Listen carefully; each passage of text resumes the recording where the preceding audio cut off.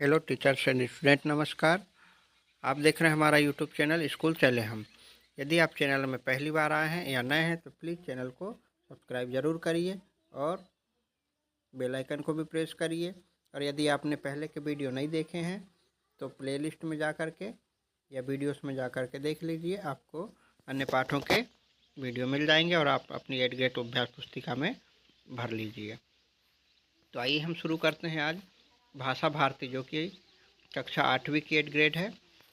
हमने सत्र 2024-25 से ली है, एकदम न्यू बुक है। उसका पाठ 24 महर्षि परशुराम। तो महर्षि परशुराम के प्रश्न उत्तर देखते हैं हम। बहुविकल्पी प्रश्न, सही उत्तर छांट कर लिखिए। प्रश्न क्रमांक 1 है, महर्षि परशुराम पाठ के आधार पर शास्त्र ज्ञान के साथ साथ किस बल की आराधना आवश्यक है? तो इसका उत्तर हो जाएगा बी नंबर का, शस्त्र बल। इसके बाद है प्रश्न क्रमांक 2, महर्षि परशुराम ने दक्षिण भारत के उपेक्षित जनसमूह को क्यों संगठित किया था? तो इसका उत्तर हो जाएगा सी नंबर का, सामाजिक उत्थान के लिए।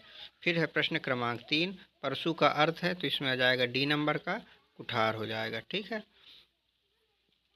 फिर है प्रश्न क्रमांक 4, स्मरण शब्द में कौन सा प्रत्यय शब्दांश लगाकर स्मरणीय शब्द बनेगा?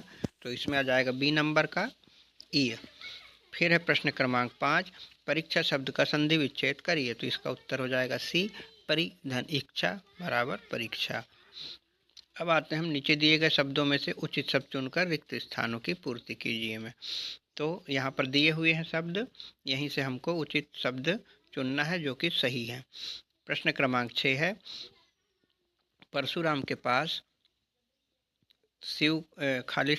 परशुराम के पास का परशु भगवान डेश ने दिया था, तो शिव ने दिया था।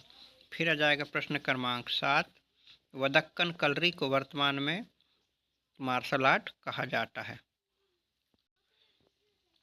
फिर है 8 नंबर का प्रश्न, इसमें आ जाएगा धनुष टूटने के कारण परशुराम को आक्रोश आया। फिर है प्रश्न क्रमांक 9, पक्षी शब्द का तद्भव शब्द पंछी हो जाएगा। ठीक है।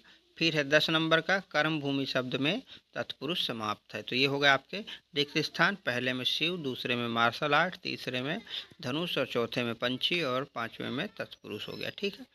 अब आते हैं हम अति लघु उत्तरी प्रश्न में। प्रश्न क्रमांक 11 है, महर्षि परशुराम का जन्म किस युग में हुआ था? तो इसका उत्तर हो जाएगा त्रेता युग में हुआ था। फिर है प्रश्न क्रमांक 12, पाठ के आधार पर महर्षि परशुराम की वंश परंपरा के व्यक्तियों के नाम क्रम में लिखिए। तो प्रपितामह महर्षि भृगु हो गए, है ना, पितामह हो गए महर्षि ऋचिक और पिता थे जमदग्नि। ये हो गया प्रश्न 12 का उत्तर। फिर है प्रश्न क्रमांक 13, पौराणिक ग्रंथों और जनमानस में महर्षि परशुराम की कौन सी छवि अंकित है?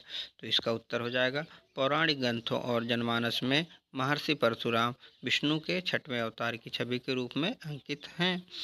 फिर जाएगा प्रश्न क्रमांक 14, महर्षि परशुराम किस बात के समन्वय के प्रतीक हैं? तो इसका उत्तर हो जाएगा बच्चों, परशुराम शस्त्र शास्त्र की समन्वित शक्ति के प्रतीक हैं और यह उनके शस्त्र सिद्धि को प्रमाणित करता है। अब आते हैं प्रश्न क्रमांक 15 में, भार्गव राम परशुराम क्यों कहलाए जाने लगे थे? तो उसका उत्तर हो जाएगा भगवान शिव से शिक्षा प्राप्त करने और शिव के दिए हुए परशु को धारण करने के कारण वे परशुराम कहलाए। भृगुकुल में जन्म लेने के कारण उन्हें भार्गव परशुराम भी कहा जाता है। अब आते हैं प्रश्न क्रमांक 16 में, परशुराम जी ने श्री राम के संबंध में अपने संदेह को कैसे दूर किया? तो इसका उत्तर हो जाएगा बच्चों, परशुराम ने अपना धनुष जो विष्णु का धनुष था उसे श्री राम के हाथों में देखकर उस पर प्रत्यंचा चढ़ाने को कहा। तो राम ने धनुष पर प्रत्यंचा चढ़ा दी, जिससे उसका संदेह दूर हो गया। यदि आपको वीडियो अच्छा लग रहा हो और आप लिख रहे हो तो बच्चों प्लीज़ चैनल को सब्सक्राइब ज़रूर करिए और वीडियो पसंद आ रहा हो तो उसको देखते देखते लाइक भी कर दीजिए। प्रश्न क्रमांक 17 है इसी प्रकार, महर्षि परशुराम द्वारा शस्त्र का प्रयोग किस उद्देश्य के लिए किया गया था? तो इसका उत्तर हो जाएगा परशुराम ने शस्त्र का प्रयोग उन दुष्ट शक्तियों को नष्ट करने के लिए किया था जो न्याय, नियम एवं समस्त मानवीय मूल्यों को उपेक्षित कर रही थी। फिर है प्रश्न क्रमांक 18, महर्षि परशुराम ने किन किन लोगों को शस्त्र शिक्षा दी और क्यों? तो इसका उत्तर हो जाएगा परशुराम ने भीष्म, द्रोणाचार्य और कर्ण को शस्त्र विद्या जन कल्याण के लिए सिखाई थी। फिर है दीर्घ उत्तरी प्रश्न। महर्षि परशुराम जी द्वारा सामाजिक उत्थान के लिए किए गए कार्यों का उल्लेख कीजिए। तो इसका उत्तर हो जाएगा, महर्षि ने सामाजिक उत्थान के लिए दक्षिण भारत की समुद्रवर्ती उपेक्षित जनसमूह को संगठित कर शिक्षा एवं संस्कारों द्वारा समाज की मुख्य धारा से जोड़ा था।